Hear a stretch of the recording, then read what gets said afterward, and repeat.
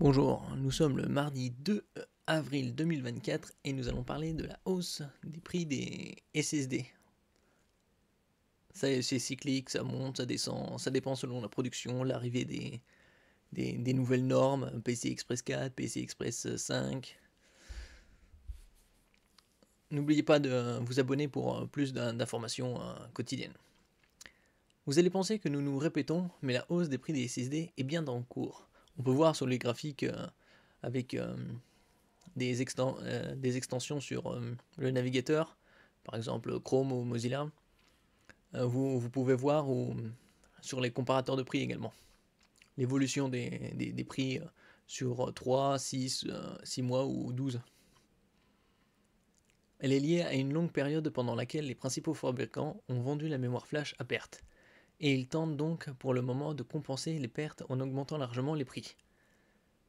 Et les prix augmentent, le meilleur moment pour les acheter, c'est lors des flash ou des French Days à la fin du mois. Vous pourrez voir ça sur mon fil Twitter où je poste régulièrement des bons plans sur tous les composants informatiques électroniques. Et donc les French Days ont lieu 2 fois par an. Cette année, ce sera à la fin de ce mois d'avril et vers septembre-octobre.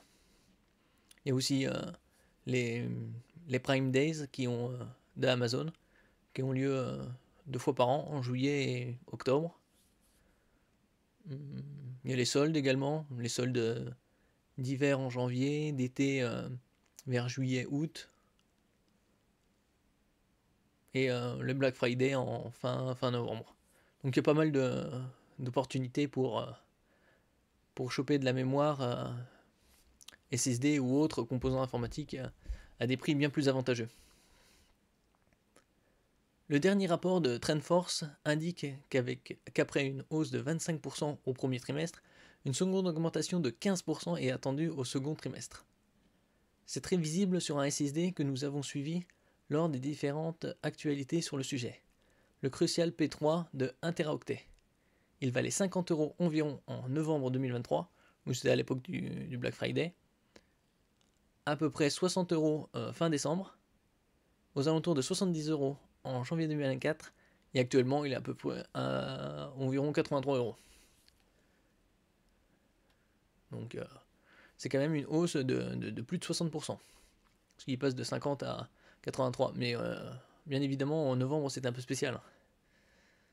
Les estimations de TrendForce sont assez comparables dans tous les domaines pour le premier trimestre 2024, entre 23 et 28% de hausse pour les SSD dédiés aux entreprises, ceux destinés au grand public et la mémoire flash elle-même.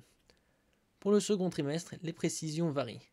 La hausse serait entre 10 et 15% sur les SSD vendus au grand public, de 5 à 10% sur les mémoires flash, ce qui implique que les constructeurs de SSD augmentent leur marge, et même 20 à 25% dans le domaine professionnel.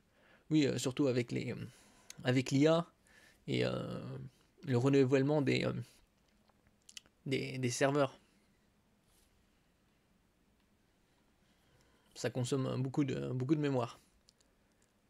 Les hausses sont liées en partie au stock assez large de certains constructeurs qui ont volontairement baissé la production en fin d'année 2023 pour tenter de les réduire, ce qui a un impact direct sur le cours de la mémoire.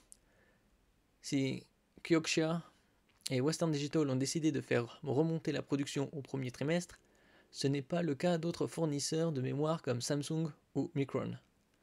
Enfin, la hausse sur le prix final va dépendre du type de SSD. Oui, ça joue aussi beaucoup sur la norme. Par exemple, si c'est du PCI Express 3 ou 4 ou 5, qui est le tout le plus récent et qui est assez rare encore. Et sur les grandes capacités, pour des raisons très pragmatiques, car la mémoire représente une part plus élevée du prix. Oui, c'est surtout, ça se voit surtout sur les 4 Teraoctets par exemple. Les SSD PCI Express 5.0, déjà onéreux à cause du contrôleur, où les petites capacités sont donc moins touchées par la hausse. Quant à Apple, la hausse est comme souvent invisible, au même titre que les baisses d'ailleurs. La marque utilise des puces de mémoire spécifiques qui dépendent moins du mouvement du marché, et la société n'a pas tendance à modifier le prix des options du stockage de ses Mac et iPhone, que ce soit à la hausse ou à la baisse. Oui, Apple, c'est un peu spécial.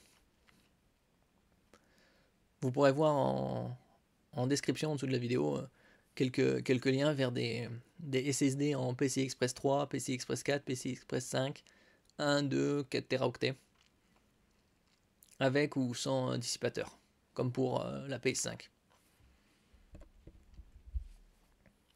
Merci pour votre écoute. N'oubliez pas de mettre un j'aime, un commentaire, de partager et de vous abonner à la chaîne. À la prochaine fois.